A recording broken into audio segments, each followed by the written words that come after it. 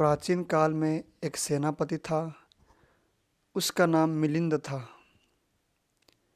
वास्तविक नाम मिनंडर था, लेकिन पाली में उसे मिलिंद कह के पुकारते हैं। उस समय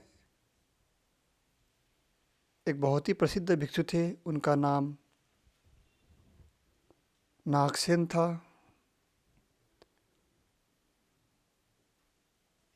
उनका बहुत ख्याति था।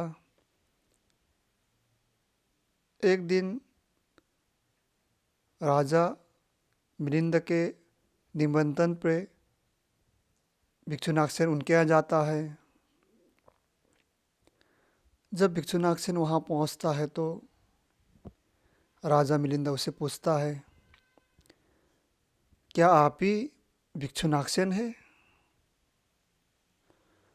तो भिक्षु नागसेन कहते हैं कि हाँ, लोग तो कहते हैं, लेकिन ऐसा कुछ नहीं है।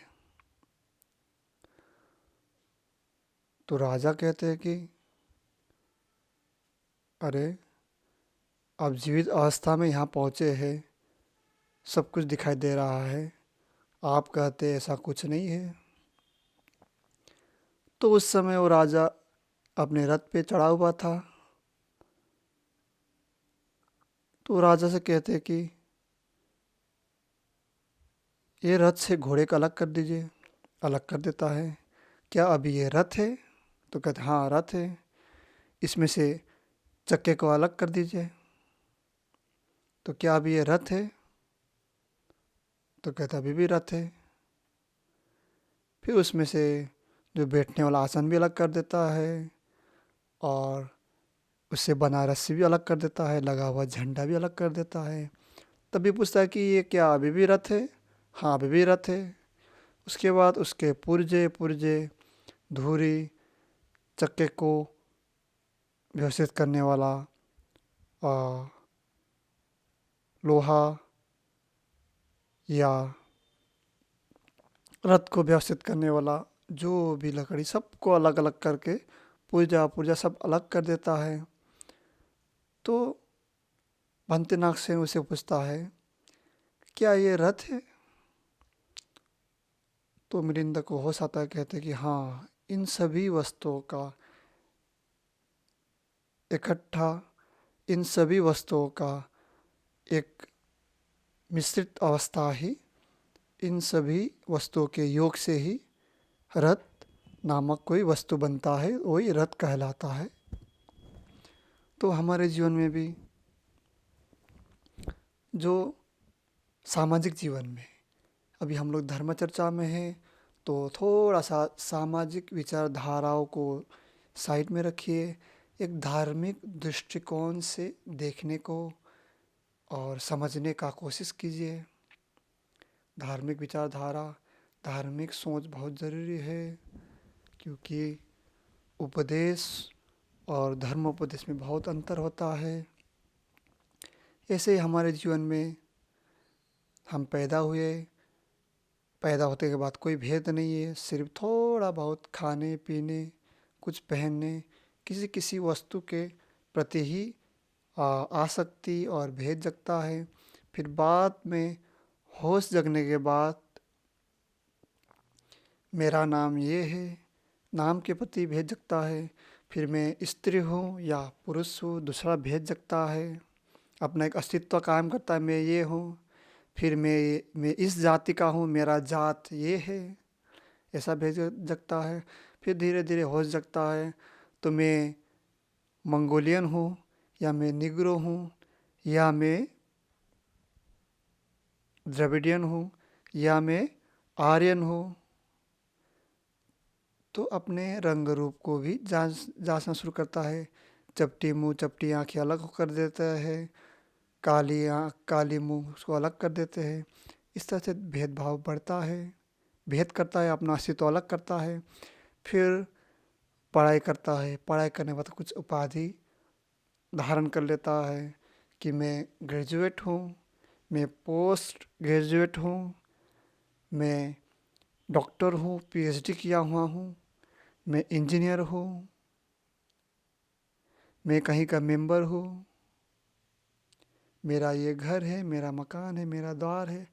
सब जो भी समाज के द्वारा दिया गया, समाज में जो भी प्रचलित प्रथा है, उसी रूप में अपने आप को ढाल लेता है, उसी रूप में अपना अस्तित्व मानने लगता है। वास्तविक रूप में, वास्तव में देखा जाए तो, धार्मिक दृष्टिकोण से देखा जाए तो ऐसा कुछ भी नहीं है। क्योंकि धर्म कहता है कि ये मैं एक दृष्टा हूँ, नाम रूप। नाम मतलब मन और रूप, नाम रूप का योग ही फिर शरीर या मैं ऐसा कहलाता है। नाम रूप के योग से ही हमें संवेदनाएं होता है, हमें अनुभूतियाँ होता है, फिर हमें अनुभूति होने के बाद हम अपना अस्तित्व बताने लगते हैं। तो नाम रूप के योग को ही हम लोग अपना अस्तित्व मानने लगते हैं। तो धर्म कहते हैं कि बहुत मुश्किल के बाद, बहुत ही जन्मों के बाद, बहुत ही कठिन परिश्रम के बाद, बहुत ही पुण्य के बाद ही मनुष्य योनि में जन्म लेने का मौका मिलता है।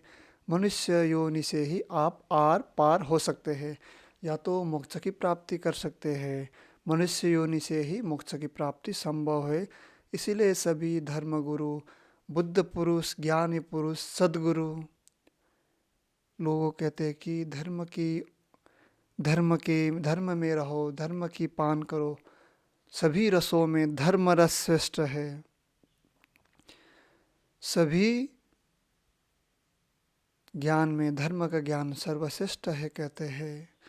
तो बुद्ध को ज्ञान प्राप्ति के बाद भी, वो भी जब लोगों की ऐसी अवस्था देखा कि लोगों का विचारधारा, मान्यता, लोगों का अपना पहचान, अपना अहंकार ही अलग है।